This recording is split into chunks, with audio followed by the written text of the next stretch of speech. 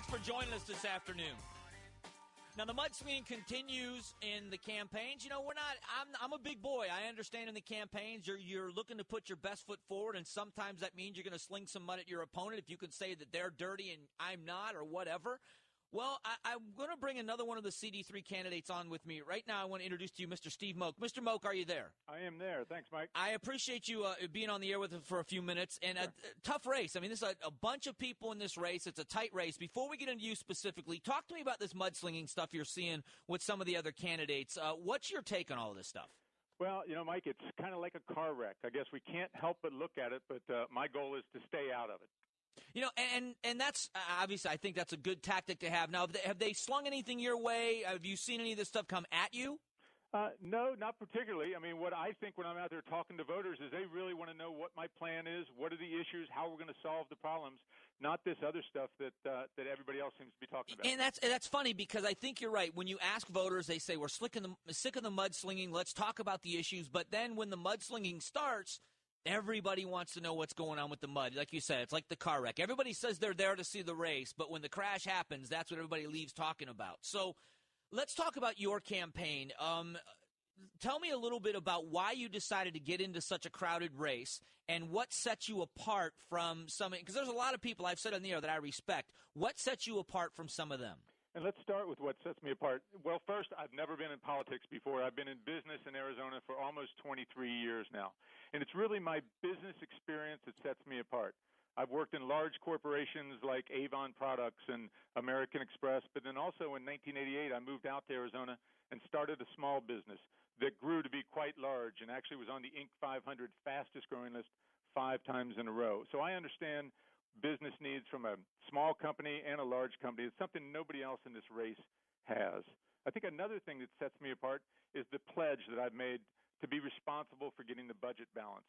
When I stepped into this race, I promised myself that I would run it the way I would want somebody that I would vote for to run it. That means results and accountability.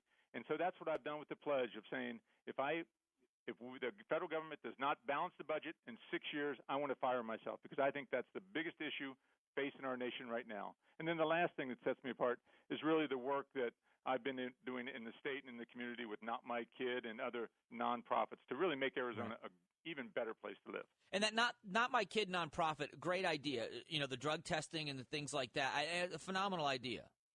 Yep, thanks. Yeah. I mean, it's been in place for over 10 years ago when my wife and I started. Last year, we were in front of over 100,000 students, parents, and teachers talking about drug prevention with real action, and they're having a great role. We also have a partnership with the FBI on internet safety. They're doing some great work. Because of my work with Not My Kid, President Bush appointed me to the White House Drug-Free Commission his last term. So I got to see at the federal level some of the great things they want to do, but also why they need business help. All right, so there's a lot of issues going on with the 1070 argument, and what I believe the biggest argument about 1070 is a states' rights position, that we have a right to create laws that we deem necessary for each individual state. The federal government should not be as heavy-handed or be as involved in the state businesses. When you get to Washington, let's say you win this primary, and you go on and you win the election and go to Washington, what are you going there to keep in mind? Is it the ballot's budget that's most important for you, or what is your statement going to be, or what you want your legacy of your term to be, let's say? 3 specific things. One is balance the budget. This $1.5 trillion debt that we've got this year and $1 trillion every year is unsustainable. It's a cancer. It's a drug that'll kill us from the inside. We've got to stop that, and that's Congress's responsibility to do it. The second thing is secure the border. I was down there a couple weeks ago. This is a problem that can be solved, should be solved, and will be solved. This is one, from a business standpoint, we can execute on our technology to secure the border, and we've got to get that done. The third thing is really bringing jobs back to Arizona. I not only want to be the congressman, but I want to be the ambassador for the state and get businesses to relocate to Arizona because we've got a great workforce. We're a right-to-work state. No natural disasters.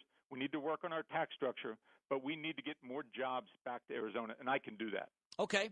And one last question. With this race being as crowded as it is, and there's some contention going on back and forth, and I asked this question of both of the two, of Parker and of Quayle, if you come out of the race as the winner in the Republican primary, how do you rally your opponent's voters to make sure that the seat stays? Because I think John Shadegg is one of the most respected guys in the Congress. How do you rally because it's a tough race, how do you get those other voters to now cast their vote for you? Well, I think that comes down to something that I've learned in business, and it's leadership, of being, saying what you're going to do, backing it up, and then leading them forward. I think the fact that I'm coming into this with no political baggage, if you will, that I'm a businessman that's had success, people understand that. When they hear that message, they like it. That's why I'm confident that I'll win the election. That's why people are rallying behind our campaign of what they're doing. They believe in what we're doing, why we're doing it, and the reason I'm getting in this race. So, I'm really confident that we're well positioned to win. We're going to win, and that we've got a great future in our state once we get these things straightened out. Does it surprise you at the mudslinging stuff and what's being thrown around? I mean, I'm always shocked at, well, you know better than I do how expensive a campaign can be and what the money you have to raise to be a viable candidate and the money you have to spend. Are you surprised at some of the juvenile, goofy things that people are actually slinging at each other? Yes, quite frankly, I am. I mean, everybody said it would be like this. I guess I came in thinking that, maybe this is the time that we're above that and we can talk about issues, because that's what I hear voters wanting to talk about. So, yes, I'm surprised. Okay. Last thing, if voters want to see more about you, and I've gone to the website, moakforcongress.com. Is that the best way to take a look at your campaign and to find out more about you? Absolutely. Go to moakforcongress.com. You can email specific questions there. I'm happy to respond. Call the campaign office. Be happy to respond. But that's what we need to do. People really I guess, one thing I say is the best way to determine what somebody will do in the future is to look at what they've done in the past. What I've done is create jobs in Arizona. I've been fiscally conservative. That's who I am at my core. And also I've been working to make Arizona an even better state. And that's what I want to do when given the opportunity to serve. Oh, well, I appreciate you coming on the air with us. And I'm sorry that it took us so long to work this out to get you here, but it's great. Rush Limbaugh, tomorrow morning at 10:06. Mike Broomhead, now on News Talk 550 KFYI. KFYI.com. Thank you for being here this afternoon. I want to thank Mr. Moak for coming on the air. We're going to keep having candidates on. We're going to give you a chance to hear from people. I know that these are individual districts, and a lot of you don't live